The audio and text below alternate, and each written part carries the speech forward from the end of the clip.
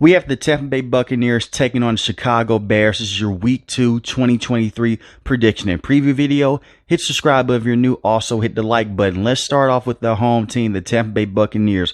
Last week, they came out with a very good win over the Minnesota Vikings. They won that game by 3 points, 20-17, and the defense came up big. They got 3 turnovers from Kirk Cousins alone. Kirk Cousins had 2 fumbles in that game and an interception. I expect for this Tampa Bay Buccaneers defense to be highly active in this game against the Chicago Bears. The Chicago Bears offensive line is very suspect. They had one of the worst offensive lines last season, with Justin Fields tying with being the highest sack quarterback in the NFL, right with Russell Wilson. And I look at this defensive front of the Tampa Bay Buccaneers. They are very good. Kalijah Kancey is out for this game, but you have some very good pass rushers still. Vita Vea is a very good interior pass rusher, can stop the run, can push the pocket, and can get to the quarterback.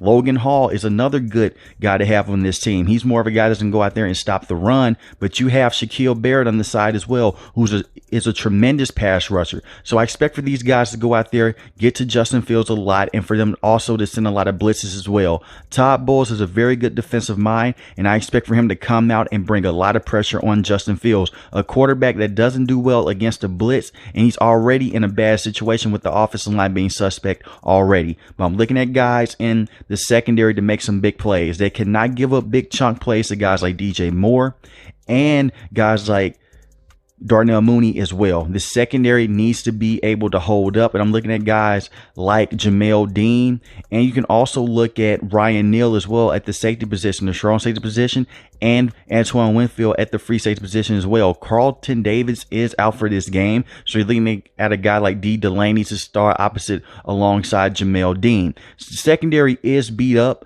but I still expect for them to come out and have a very good day defensively. Stop the run against Chicago Bears, make Justin Fields beat you, and try to make the Chicago Bears offensive coordinator condense the field. Make sure that you can tackle these wide receivers in space, because these wide receivers, if you give them too much room, they can make some moves and make some big plays out of some checkdowns as well. But mostly stop the run and watch out for the quarterback scrambles of Justin Fields. Have a quarterback spy up just in case and confuse him on defense as much as possible. Now, offensively, last week was a solid week for this team. They didn't do anything spectacular, but Baker Mayfield did what he had to do to go out there and win. He was 21-34, 173 passing yards on day, and 2 passing touchdowns. Mike Evans is still that guy. He's one of the best wide receivers in the game last week. 6 catches for 66 yards, and Chris Godwin had 5 catches for 51 yards. I'm looking at Mike Evans and Chris Godwin to both have good days against this Bears defense. And the reason why I'm saying that, they don't have a strong pass rush right now, and they are also suspect against the run. Do not get too pass happy with Baker Mayfield. Run the football, work it into play action, but also at the same time, give Mike Evans and Chris Godwin the ball if they have some one-on-one opportunities against cornerbacks in this defense of the Chicago Bears. They struggled immensely last week to stop the run of the Green Bay Packers and also to stop the running backs in space. So run some screens as well and get some things going. I like the running backs that the Tampa Bay Buccaneers have. Rachaad White is a very good running back. Only had 39 rushing yards last week. I expect for him to get more rushing yards this week against this Bears front, and the same for Sean Tucker as well, as a guy that can also come in and do some power back things for you in short yard situations. Last week, the Buccaneers didn't have a strong run game. I expect for them to have a better run game this week. Remember, this is a team from last season that struggled, and they came dead last in run game efficiency. They have to go out and continue to try to work on this run game with their brand new offensive coordinator and Dave Canales. Now let's talk about the Chicago Bears. This team last week suffered an ugly loss, 38-20 to the Green Bay Packers. And Justin Fields got sacked 4 times. It's the same old song and dance with this offense. Key to victory number 1, protect Justin Fields as much as possible and get some screen games going early.